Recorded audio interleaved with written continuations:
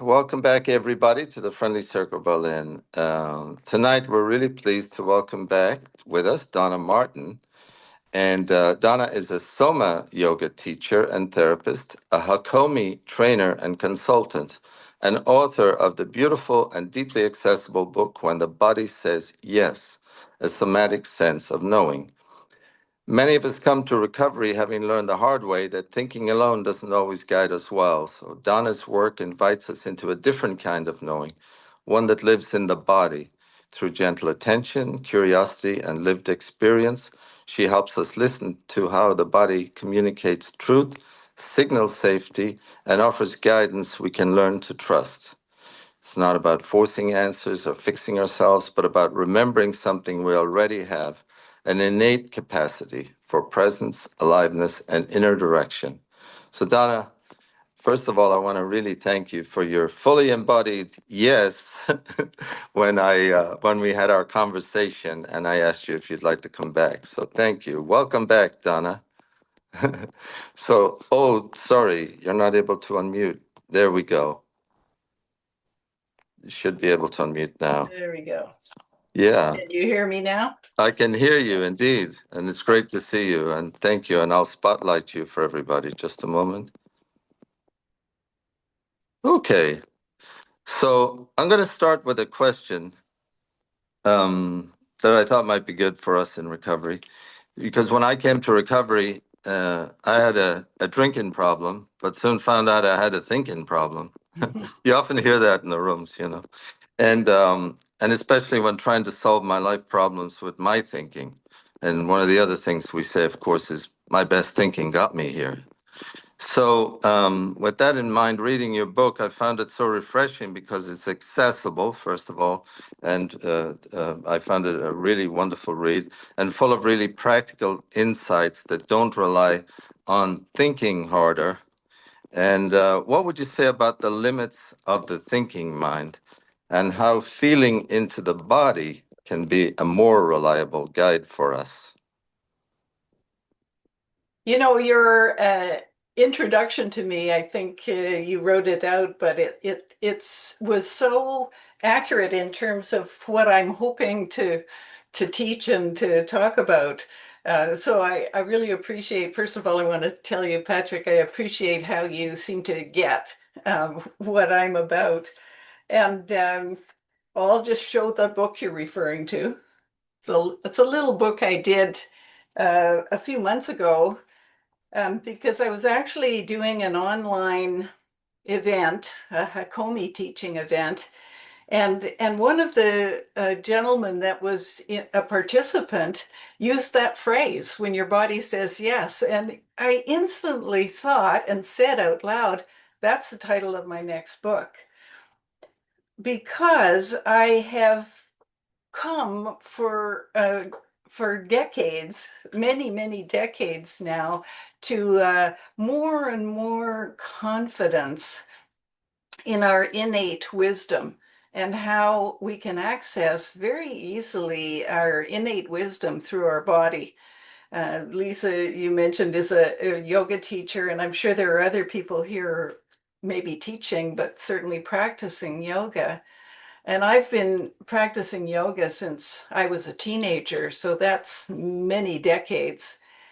And I think the main outcome of decades of yoga practice has been just that, has been a habit of listening to my body and of learning when to trust um, when my body seems to be indicating something different than my thinking mind. And, I remember reading a book years ago that is called A General Theory of Love, written by three psychiatrists. First one's name is Thomas Lewis. I forget the other names. And they talked about how we have really two brains, and we have our neocortex, our thinking mind, our logical, rational mind. And we have this limbic system, this limbic brain that has more access to our emotions, which are embodied. Uh, emotions are in the body, and usually they have a story that goes with them. And I think what you're talking about in your recovery, learning to, in a way, question, if not mistrust, but question your thinking mind, is that a lot of our thoughts are organized by stories. And we are designed this way. Our brain is designed this way. We're meaning makers. My teacher used to say, we tend to have an experience and we want to understand it. And so we make a meaning of it. And often, especially if we're children, for example, we don't have all the information. And so the meaning we make of something becomes an assumption, which becomes a belief, which then organizes the story that I'm living in. And then it filters all of my experiences to kind of confirm what I've already decided was the meaning of things. And I think one of the most powerful things that happens in recovery is that our stories are thrown into question, and we learn to uh, recognize the difference between an assumption, which is just a guess about things, and what we've come to decide is true, is a belief about things. And so questioning our thinking mind can leave us in a field of uncertainty. And that's where bringing attention to our embodied experience becomes a new way to make sense of things. Thank you, Donna. Yeah, I think when I first came in, I used to beat myself up a lot in my story, and then as I moved along in my recovery, the story changed a bit. I wasn't so stuck in beating myself up, and that came from just listening to people who had recovered, and were more positive, had a more positive outlook on things. But yeah, and thinking, what is it? Shakespeare, wasn't it? There's nothing either good or bad, but thinking makes it so. I'm not sure if it was Shakespeare, but whoever it was. Yeah. Yeah. Well, Yeah. and a more modern quote that kind of tags on that is attributed to Henry Ford, and I'm sure you've heard it also in recovery, is if you think you can or you think you can't, you're right. There you You go. think you can or you think you can't, you're right. And when I was working with groups of people in recovery, uh, and one of the places I worked, as I think I told you last time, was a residential program for men in recovery. And what they responded to that really felt like a useful way of demonstrating the power of our thinking mind was using muscle testing demonstrations. And so I don't know if I talked about this last time, but I would invite, for example, somebody, and these guys were usually um, because of this particular program was for men in recovery who were not employed. So they were sometimes right out of jail or right off the street, and big, strong guys. And I would invite somebody to volunteer to let me push on his arm and do a muscle test demonstration. And I would invite him to say out loud, I can't do this. And I never found anybody, no matter how strong they were or how much of a bodybuilder they were, whose arm I couldn't easily push down when he said, I can't do this. So, and then I would tell them that quote, if you think you can or you think you can't, you're right. And it was in service to helping them recognize ways that they might sabotage their recovery or ways that they could support their own recovery by using their thinking mind. Because our thinking mind is, if it's organized by stories, our thoughts are habitual. And it's only when we notice what we're thinking, notice what our thoughts are, that we can question that. So I would push on the guy's arm, and if he said, I can't do this, his arm would go down, and then lots of them would volunteer, well, try me, try me. But I would say just change the statement to I can do this, and then their arm would stay strong. And one time I had a large bodybuilding kind of guy volunteer, and he looked at me mischievously when I said, say, I can't do this. And he looked at me and he said, you can't do this. And I still pushed his arm down. And I realized it was the can't that was organizing his performance, let's call it. What we're able to enact and how we're able to have certain experiences can be organized by those unconscious and habitual thoughts and by the things that we say. If we, especially or internally, what we say to ourselves, or certainly what we say out loud, and just having an awareness of that and having a chance to question it and interrupt it.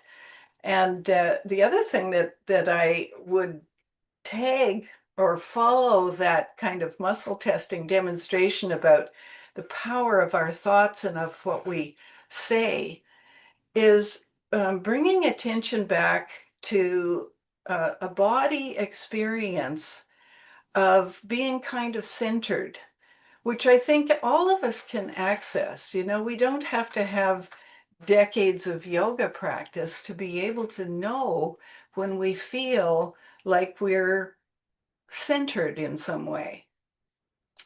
People call it grounded. You could call it just relaxed. You could call it when you feel like you're safe.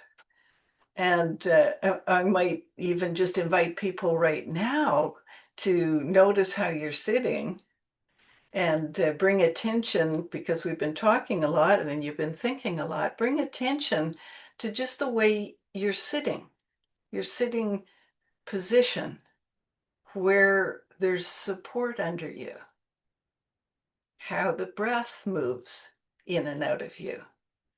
You're not trying to make anything happen here.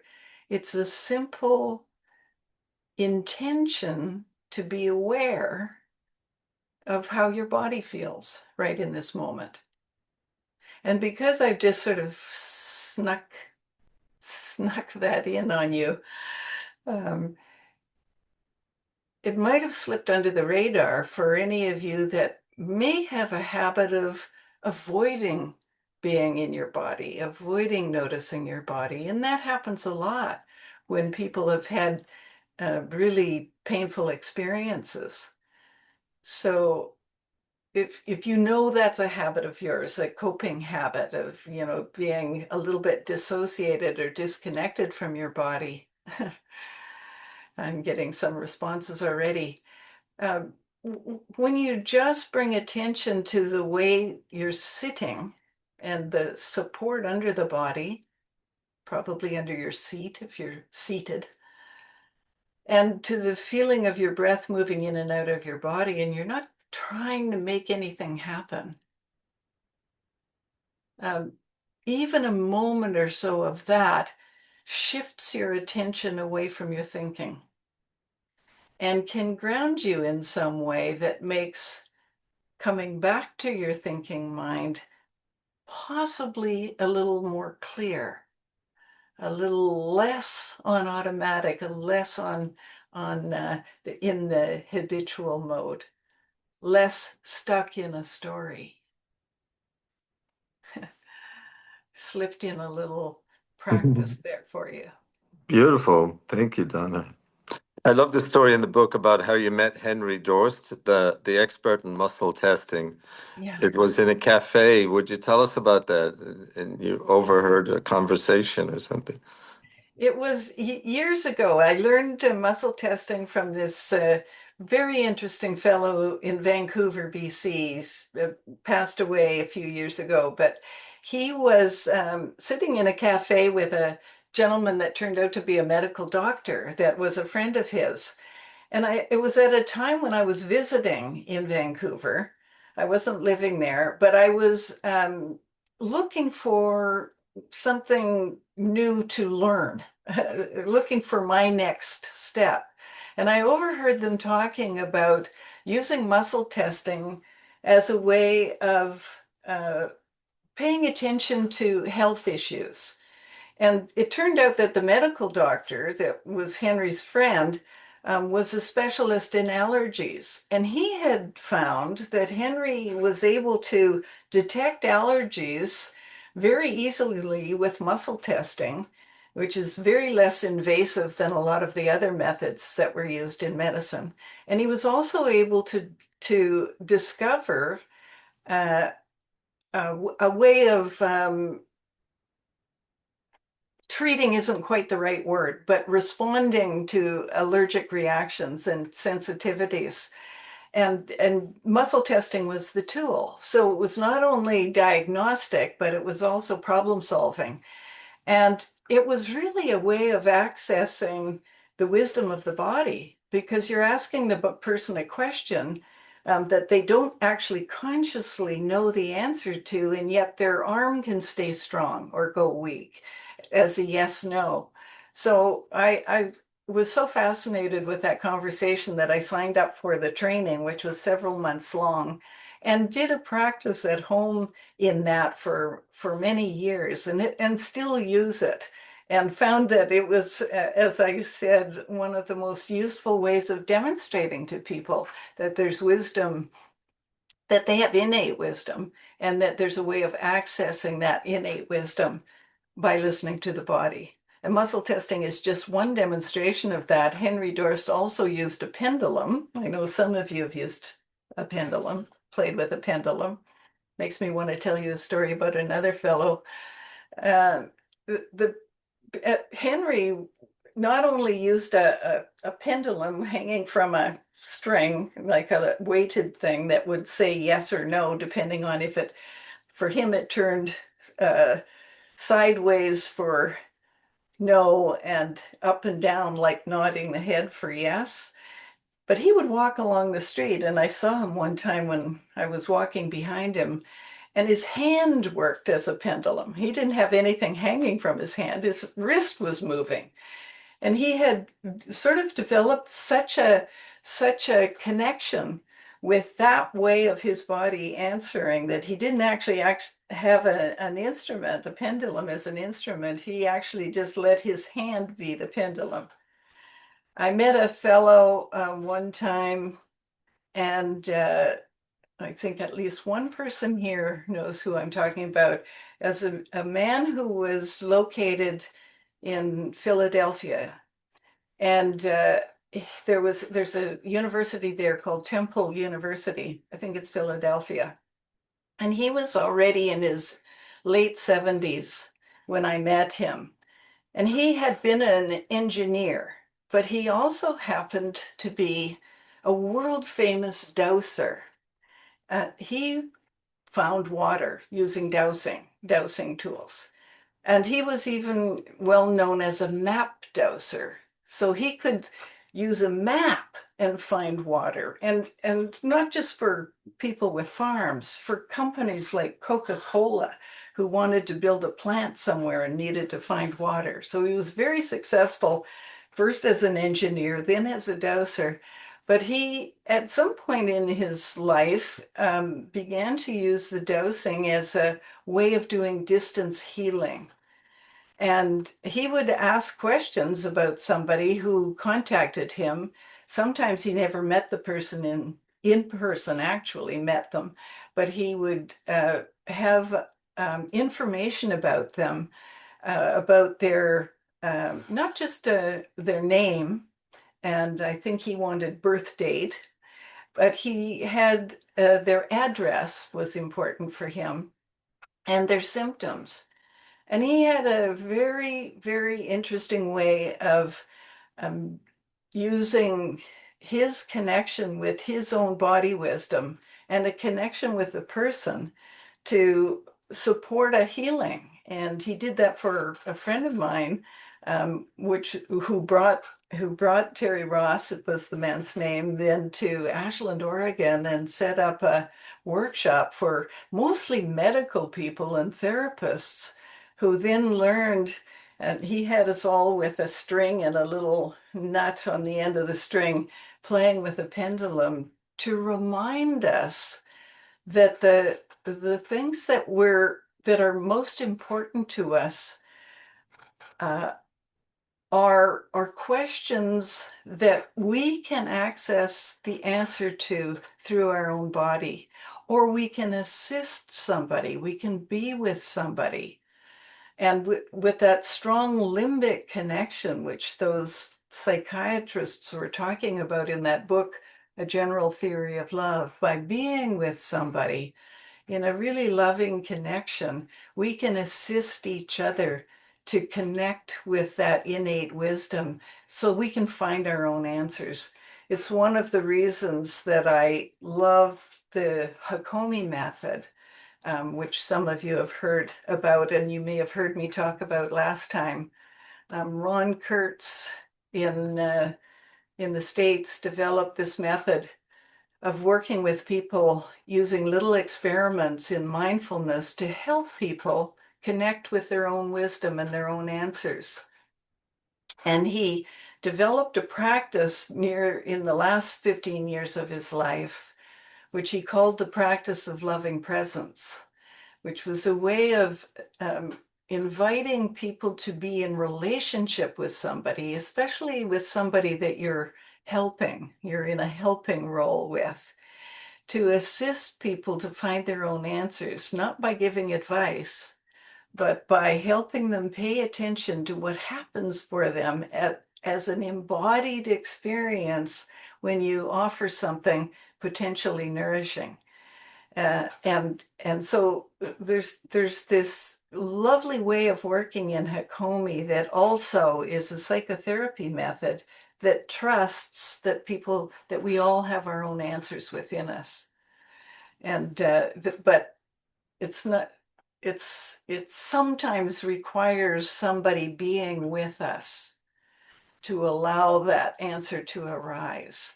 And the context for that kind of relationship where we can assist someone or we can be assisted by someone to find those innate answers, it is love.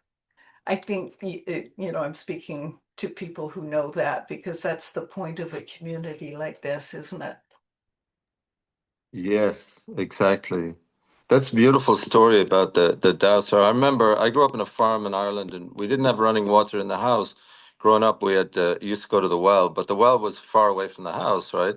And then we wanted to put in running water in the bathroom, and then there's a local guy comes around with the rods, Right. and he found with a couple of sticks, and he can find water where the water is by walking around, and that's where you put your pump, and you want to find something close to the house. So it brings back many memories. I mean, there's so many ways of figuring things out, isn't there? But yeah. So and I think it was. I love I was reading about these Terry Ross and the other gentleman, and learning something about the ideomotor response, the unconscious, because been learning about theory here, which is you learn about the vagus nerve, Right. and I was thinking about the ideomotor response as an unconscious, involuntary physical movement triggered by a thought, an idea, or a suggestion. Is that kind of what that is? That the thought, the idea, or suggestion sets that response in motion, that physical. Yeah, that's how it's used in Hakomi. And I'm glad you mentioned polyvagal. If people have read anything or learned anything about the polyvagal theory, I know there's some controversy about some aspects of it, but the relevance of it, I think, is understanding that our nervous system can move into different states, and it's totally normal and natural that we do that, that we have a state in which our embodied experience feels very centered and grounded, and it's when we're safe. when we feel safe and when we feel connected with ourself or with the situation we're in or with another person. But then there's also a state where we're in reaction and if there's any perception of a threat, and we go into fight or flight. And if it's a really big threat, if it feels like fight or flight isn't an option, we can go into freeze or dissociated state, numb. And those are really normal states that we all move through a spectrum of in our life. There's nothing wrong with any of the states. We're designed for those states so that if there is an actual threat that we're able to either push away or flee from, the nervous system is geared up to allow us to do that more easily. And if it feels safer to become almost invisible or numb or to freeze, and many animals will do that, as you know, then the nervous system reacts in that way. And I think what's useful about that in terms of what we're talking about here today is developing an awareness of what state we're in. Most of us know when we're feeling reactive, when we're agitated, for example, when we're um, nervous, when we want to get out of a situation, when we feel frustrated. And even as I'm naming that and you're listening to it, your nervous system might comply by giving you a little bit of a hint of that right now. And some of you are responding as you're noticing that. I mean, you can even just imagine a situation, and our nervous system will create the response that goes with it. We don't actually have to be in a situation. And the more awareness we have of that when it's happening, the more we can have some choice around it. Because those reactions a lot, just as our thoughts, are on automatic. We're designed to be habitual. Our experience is organized by habits, thinking habits and habits of the nervous system.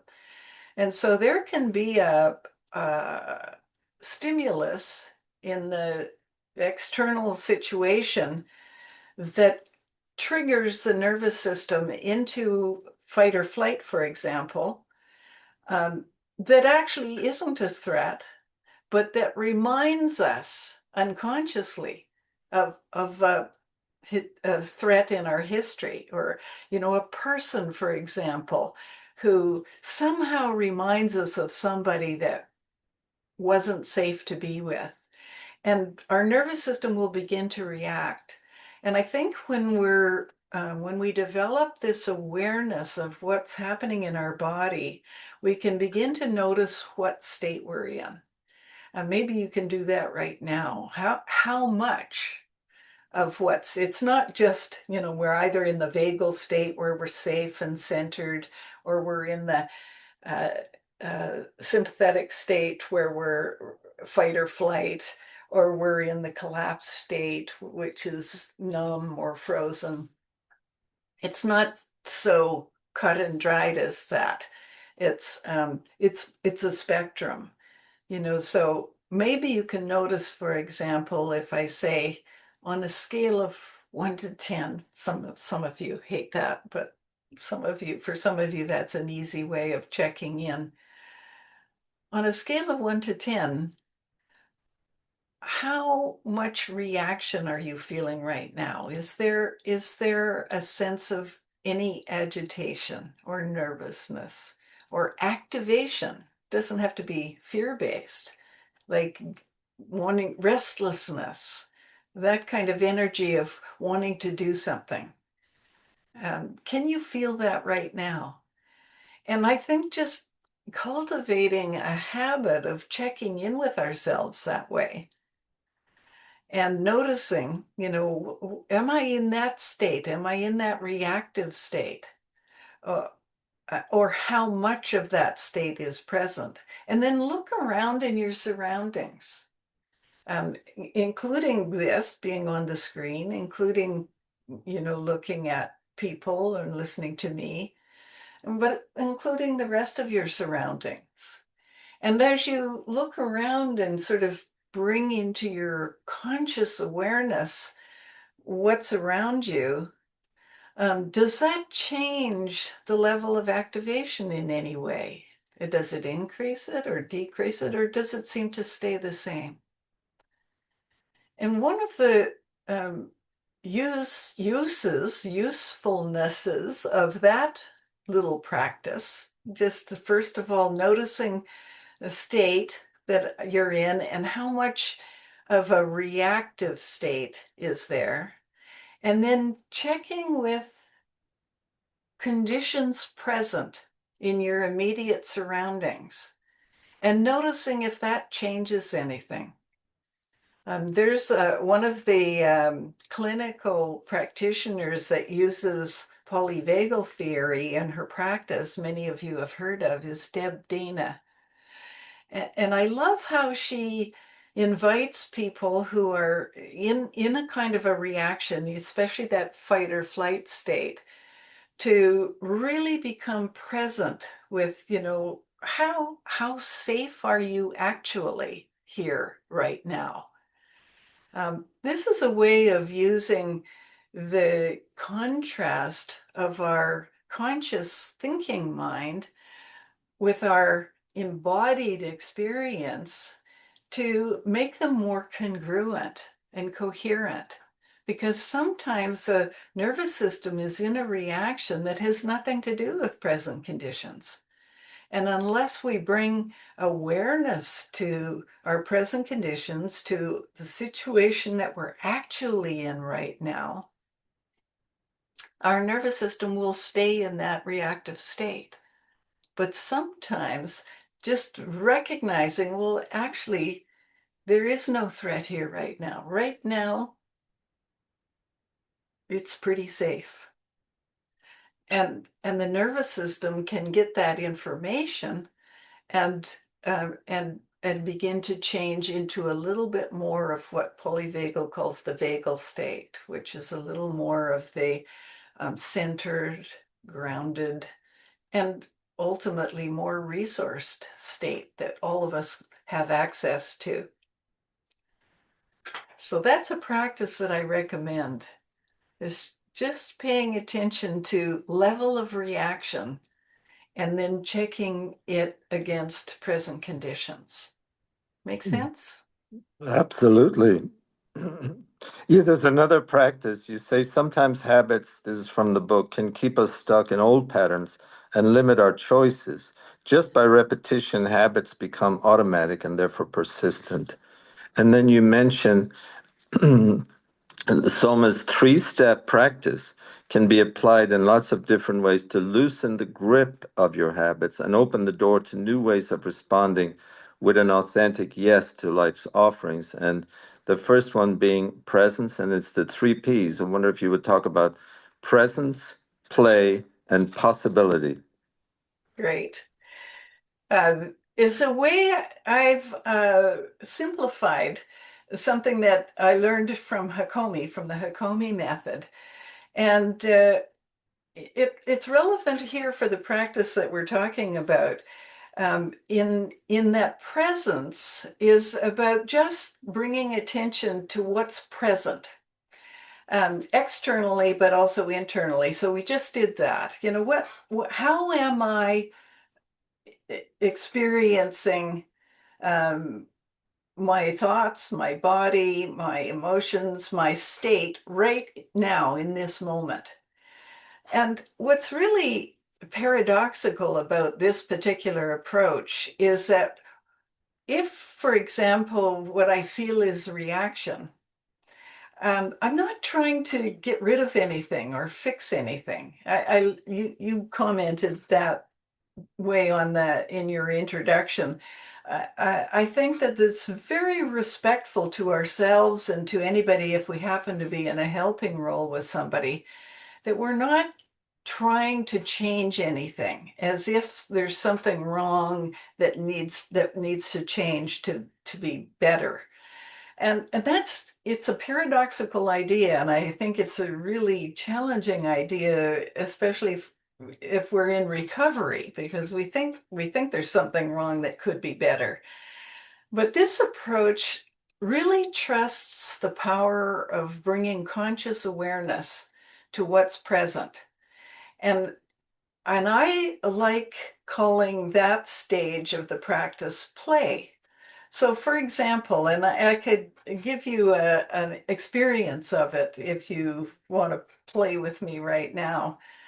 And for example, and this comes from Hakomi method, can you bring your attention to some place in your body where you're feeling a tension pattern, tension, tightness? And it probably most of us have a habitual place, sometimes in the shoulders, for example, or you might feel it in your core somewhere. But or there might be a part right this moment that is calling your attention that feels kind of new. The invitation is to bring your awareness just gently to this place in your body where you're noticing some tension, some tightness. And the impulse might be to use techniques you've learned before, like breathing, or just even with awareness, softening. Instead of doing that, paradoxically, let me invite you to play with whatever tension you're noticing rather than trying to change it. And one of the ways to play with it is to actually slightly, ever so slightly increase it just for a moment and then stop. It's not increase and decrease, but it's if you can feel tension, for example, let's say it's in your jaw, tighten a little bit more and then let it go. Tighten a little bit more. Most of you have done this, I think. A lot of us do this with shoulders. We can feel our shoulders tightening, so we bring the shoulder tension, we bring the shoulders up even more and then let go. But this is not about trying to release it. Interestingly enough, playing with it this way, and it's just one of the ways to play with it, is more about learning about it. It's more about bringing it more fully into consciousness. Let me show you how. So if you slightly increase the tension pattern that you're feeling in your body, just ever so slightly, not to the point of pain, making it painful. If it is painful, just imagine tightening a little bit. What else happens in your body? Are there other parts of your body that you didn't realize are part of that pattern, for example? Do you notice another place in the body that gets involved? Just do it again. Do it for a moment and not do it. Do it and not do it, just to see if you learn anything else about the somatic organization that's creating that. That's one way to bring something into consciousness from playing with it. Another way to play with it, and we'll do another set of questions here, is if it's on one side or another, if you can feel the tension pattern more on one side than another, then play with doing it on the other side. So do it on one side where you feel it, and then do it on the other side. And again, it's playing with it, not trying to make anything happen. You're just seeing, well, what happens? What does happen when you play with it this way?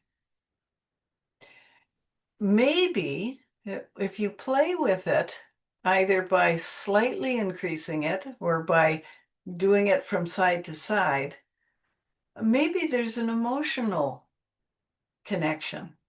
Maybe there's a flavor of an emotion. Maybe there's a memory that comes up. Somebody's getting an answer to that. Maybe there's an as if. If you play with it in your body, what's it as if your body is saying or doing? Is is it the beginning of an impulse? Does it remind you of something? And then let that go, because even that, it doesn't matter if you find anything to that. It's just cultivating that curiosity about it. What does engaging with this pattern that feels like something you just as soon get rid of, but what does engaging with it with consciousness allow you to discover? You know, there might be actual insights, or you make connections with something, or you discover more elements of how the body is creating this tension pattern, or it just might be that you just played with it. And I like to remind people that when you're making something voluntary that seemed to be just happening to you, that seemed involuntary, it's like we're remembering that we're the ones doing it.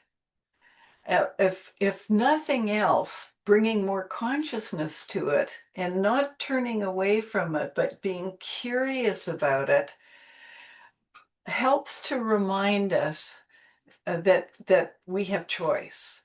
And it might, even having done it as briefly as we just did, it might produce a change. But the point is to play with it, to see if there's a new possibility that shows up. The new possibility might be simply that instead of trying to get rid of something or fighting it, that you kind of open to it with curiosity and meet it and allow it to speak to you in some way, allow it to reveal something. And the new possibility might be an insight or a sense of having connected with a resource of some kind.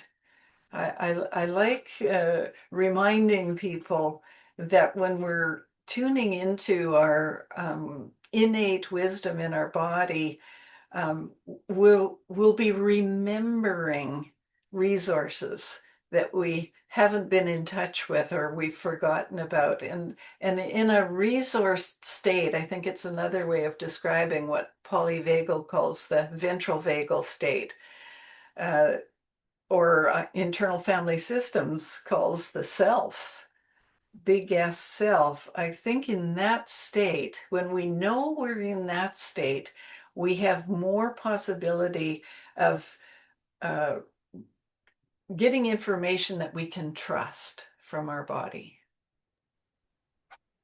Patrick. Yes. Now, what I'm getting here is you talk about remembering wholeness. So this is kind of remembering something that's already there. Yeah. You describe healing as the verb of wholeness, wholeness happening.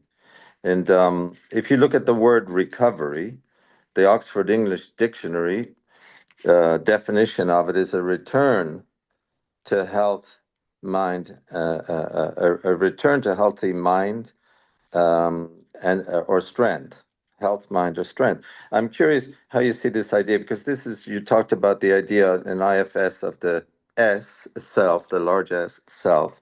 Even in AA, in the big book, it refers to the great reality deep down within, for that's the only place that it can be found. That's words from Bill Wilson, and there's so beautiful. I mean, the 11th step in the big book, page 86 to 88. I had to develop a habit due to a sponsor of mine who insisted that I do so. But it was a really good habit to develop, of doing that every day and carrying around with me in my pocket, just the written portion of it. But one of the things it says is, we relax and take it easy. We do not struggle. And then at the end of the big book, it says, page 164, the answers will come if your own house is in order. When you're looking for, the answers will come. It's not like you have to find them. And in the promises, it says, the ninth step, it says about intuitive thought. You're looking for that intuitive thought. So it's not trying to work things out, things just happen. and the wholeness is already there. It's just a matter of clearing a channel. That's another thing that's talked about in recovery. But and the untapped inner resource. That's another recovery, actually from AA literature. The untapped inner resource, which seems to be what you're talking about to me. It all sort of ties together. What are we actually remembering, and how does the body help us to remember it? That's so great. And, I must have been influenced with all my years of working with people in recovery and using the 12 steps. But I hadn't remembered those exact references. But at some point in my work as a teacher and a therapist, it became really clear to me that there really is nothing to fix, that this is not a journey to wholeness. This is a recovery of a natural state. And it really fits for me, so I thought in terms of the words healing and wholeness, healing being the verb and wholeness is the noun, that obviously I think what we mean in English with those words is that healing is wholeness happening. Healing isn't a state of trying to find wholeness outside of ourselves. It doesn't mean we can't use help at times. And one of the things I'm reminded of as I'm listening to you, Patrick, is that finding our own answers sometimes means opening to receiving help from others. You got help from your sponsor, for example, and I have found in my life that at times I have a habit of being self-reliant and thinking that I need to do it all myself. I'm sure there's nobody else here that has that issue, but it's been a learning for me to realize that yes, I can trust my own answers, but sometimes I need a mirror to see them or feel them. I need help from somebody else. And sometimes just even saying I need help and just saying that out loud in my bedroom alone, and help will show up. And how that fits with what I'm talking about today is when your body says yes, is sometimes lots of people try to help and lots of answers are offered to you or support is offered in some way. And how do we know? How can I know if my body's yes is um, intuition and wisdom, inner knowing on the one hand, or something I'm desiring, or something more ego-based or less informed by wisdom? I think sometimes I think that's one of the things in this journey of recovery is how do I know when to trust what my body is asking for? And that I think one of the things that has been talked about a lot is learning, to pay attention to a no and the natural boundaries that we need to have to keep ourselves safe. I remember a friend of mine who was a OBGYN talking about the the membrane of a healthy cell, the cells in our body, the membrane of a healthy cell is semi-permeable. And so it keeps out anything that's not needed, toxic, of course, but even something not needed. And it lets in and takes in what is needed, what's nourishing. And how can we develop a boundary like that that's semi-permeable? I think a lot of us developed too permeable boundaries as children where we didn't know we could say no. We didn't know we could choose not to allow something that wasn't nourishing for us.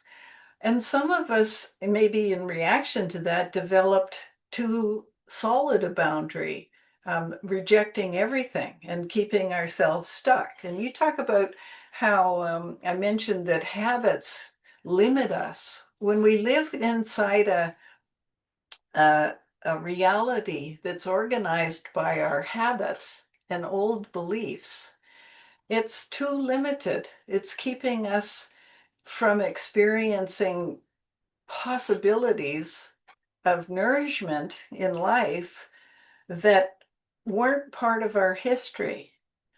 They're not missing for us because they're not available. They're missing because we don't access them because of our habits. If our habits, for example, are to have decided not to trust anybody, that is too limiting. It's might have been a learned response to trusting and then being hurt by somebody we trusted. But not to trust anybody is too limiting of a reality to live in to be nourished in the way that life can nourish us. So any generalized belief that's overgeneralized, that's never or always, keeps us too limited. And one of the things I think in recovery that we're recovering is not only what our bodies know feels like, when it's okay to feel, this is not good for me, and to trust that it's okay to say that, to say no. But now can we open up to when is our body saying yes to something, especially if it's something new, because that's not going to be habitual. Opening up to how do I know when my intuition is saying this is a new possibility that could be good for me? And I think knowing if we're in a reactive state and then having some choice around how do I settle more into what feels like my natural, wise, resourced state. Call it ventral vagal, call it self. I like to call it being at home in myself.